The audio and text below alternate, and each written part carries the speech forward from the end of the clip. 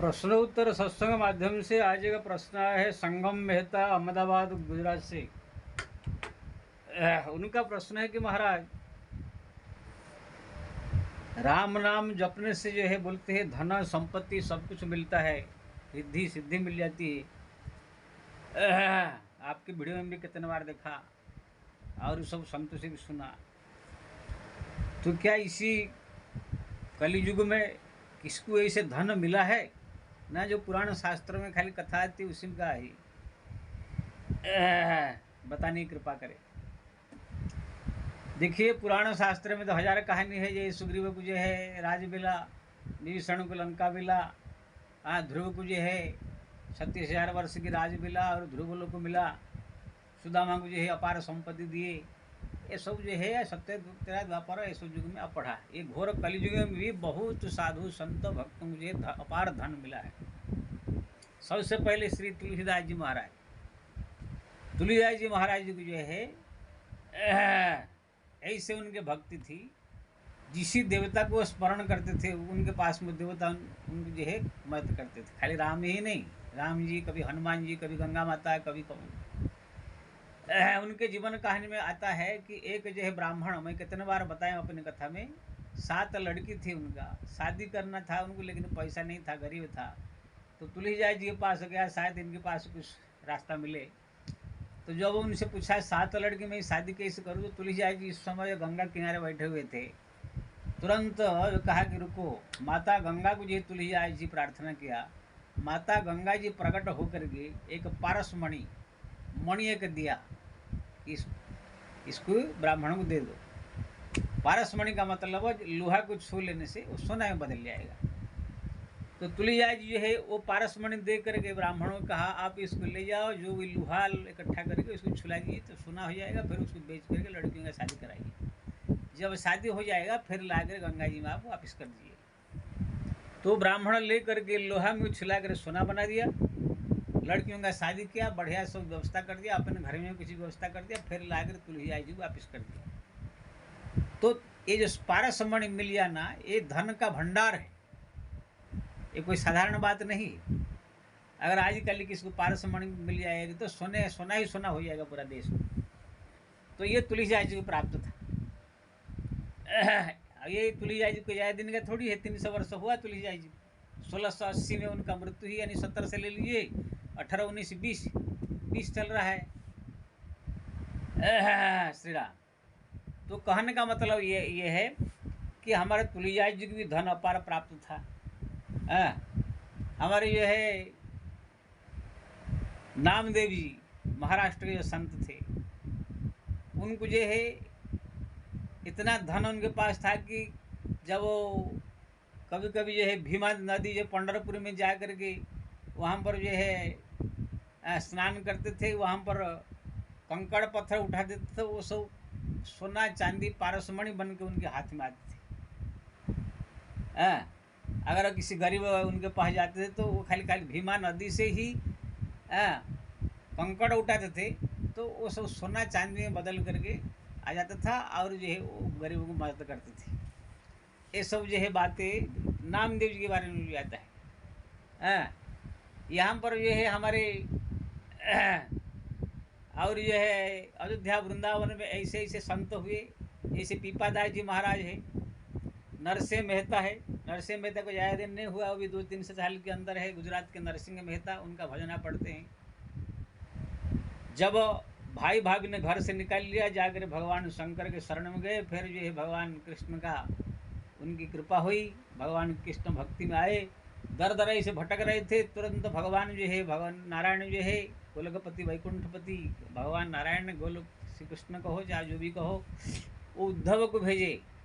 जो उद्धव जी मर करके भगवान के धाम में थे, जा उनके लिए सब व्यवस्था करके आओ। वो आ करके सेठ बन करके बहुत सारे सब जमीन जायदाद खरीद करके नरसिंह मेहता के लिए बढ़िया आश्रम बना करके सब प्रकार व्यवस्था करके उनके लिए गए थे।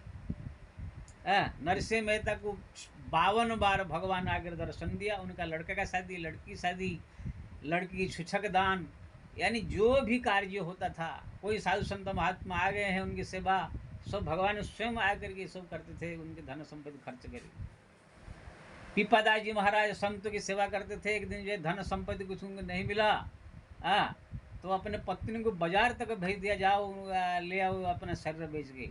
उनके भक्ति बात देख करके भगवान ने उनके घर के पास सोने का ही वर्षा करा दिया। इतने सोना वर्षा हुआ कि उसको संत सेवा करते करते करते करते करते आज तक जो है उनकी संत की सेवा परंपरा चली आ रहा है। तो कहने का मतलब ये है, एक घोर कलयुग में सब 200-300 साल 100 साल 2 साल पहले ही ये सब जो है घटनाएं है, ये कोई ज़्यादा दिन का नहीं है। तो ये सब जो है हमारे अयोध्या के मणिदास जी थे, मणिराम दास जी, मणिराम छावनी, संत की सेवा करते थे। लेकिन देखा बहुत सारे संत आ गए, लेकिन बाबा देखा कि अब कुछ है नहीं देखे सेवा करूँ, तो सरजुग तरह भागने लगे, छिप जाऊँ कहाँ जाके।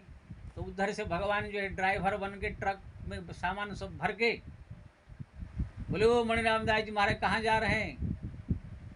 ना आपके इसे मेरा नाम जानते, ना हाँ मैं आपको जानता हूँ, आपके ही वहाँ ये ट्रक जा रहा है सामान, भेजा आपका कोई भगत। अब मणिदास सोचे भाई कौन भेज दिया, चलो जाके देखे। वहाँ पर इतने सामान था, उसके साथ में सोना चांदी, बहुत सारे मोहरे और जो है दाल चावल, हर एक सामान ट्रक में इतना भरा था कि आश्रम भर गया, लेकिन कम नहीं हो रहा है। तब जो है मणिराम दास से कौन भेज दिया, कौन ऐसा आदमी? तो रात में सपने में जो है सोए हुए थे, स्वयं भगवान राम आ करके वही ड्राइवर के रूप में दर्शन दिया। कहा कि आज से मैं आशीर्वाद दिया हूँ, तुम्हारे यहाँ पर कभी भी कोई कमी नहीं रहेगा। आप अयोध्या जाओ, अभी भी मणिराम दास जी महाराज का जो छावनी है, मणिराम छावनी, छोटी छावनी भी कहते हैं, प्रतिदिन 1000 आदमी का भोजन बनता है, 500-1000 साधु वहाँ पड़े रहते हैं, कभी कोई कमी नहीं होती।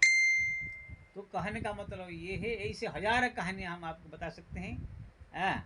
भगवान का नाम जप के प्रभाव से, भगवान के भक्ति के प्रभाव से ये सब जो है मिला। मैं 2-4 दिन पहले भी एक कहानी बताया था, हमारा जगन्नाथपुरी में हुए गीता पंडा, उनको मालूम पड़ा कि भगवान कृष्ण ने गीता में कहा है कि जो मेरा भरोसा करता है उनको कोई काम करने की जरूरत नहीं, मैं सब उनका रुपया पैसा धन दल सब कुछ मैं दूंगा, सब व्यवस्था करूंगा। अनन्या चिंतयते मांझे जना परजुपास्ते तस्या नित्याभियुक्ता नाम जो हम। जब इस श्लोक को पढ़े तब वो सब काम छोड़ के बैठे, अपना हरि हरि राम राम जपने लगे। स्वयं भगवान जगन्नाथ ला करके उनके घर में सामान भर दिया, और जन्म जन्मांतर पर्यंत उनका धन संपत्ति से भर दिया, कुछ करना नहीं पड़ा।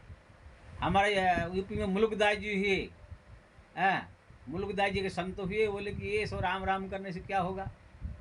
संत तुलिया जी कहने लगे, भाई राम राम करने सब कुछ मिल जाएगा, ना खाने को मिलेगा ना। हाँ ठीक है, मैं जाता हूँ। वो जाकर पेड़ के ऊपर चढ़ गए, राम राम राम राम राम राम राम करने लगे, कुछ काम नहीं धंधा नहीं कुछ नहीं। 2 दिन के बाद जो है कुछ चोर आए, वहाँ पर धन संपत्ति से बंटवारा करने लगे। देखे कोई ऊपर तो नहीं है, कोई देख रहा है, ऊपर देखे कोई तो मुल्कदास जी चढ़े हैं, उनको तुरंत उतारे। और वहाँ पर जो है पेड़ के नीचे कोई जो है बटो ही जा और अपना लड्डू पेड़ा लेकर कहाँ जा रहा था, लेकिन भूल से वो छोड़ के चला गया था। वो चोर समझे कि लगता है ये लड्डू पेड़ा में जहर मिला कर यही रख दिया होगा जिससे हम खा के मर जाए। तो मुल्कदास जी को जो उतार करके सोचे इसको ही लड्डू खिलाओ, जबरदस्ती में लड्डू पेड़ा खिला करके चोर लोग भाग गए। अब मुल्कदास जी सोचे कि शायद मरूंगा, अभी जहर मिला हुआ होगा, लेकिन एकदम बड़ा मस्त लड्डू था, खा पी कर मौज हो। तब उनको यकीन हो गया कि भगवान जो है उनके भरोसे रहने से जो है जरूर प्राप्त होता है। उसी दिन से भगवान के उनके ऊपर इतना भजन करने लगे कि कृपा हुई। मुल्कदास जी लिखे अपने दोहा में, अजगर करे न चाकरी, पंछी करे न काम, दास मुल्क कह गए सबके दाता राम। वो इतना भजन किए कि भगवान ने सब उनकी इच्छा पूरा कर दिया। तो कहने का मतलब ये है, ऐसे 1000 कहानी है इस घोर कलयुग में, 100 साल 150 साल 200 साल के अंदर। इसलिए आप अगर नाम जप करेंगे, जितना ज़्यादा से ज़्यादा स्मरण करेंगे, ज़्यादा समय भगवान को देंगे, तो भगवान ये धन संपत्ति क्या है, तो छोटा मोटा चीज़ है, संसार का हर एक चीज़ आप चाहो जो इच्छा प्राप्त कर सकते हैं, ये काम तरु है। इसलिए राम राम राम राम राम राम राम राम राम राम राम राम राम रटने का अभ्यास कीजिए, रटते रहिए, आपका सब इच्छा पूरी होगी। जय श्री राम।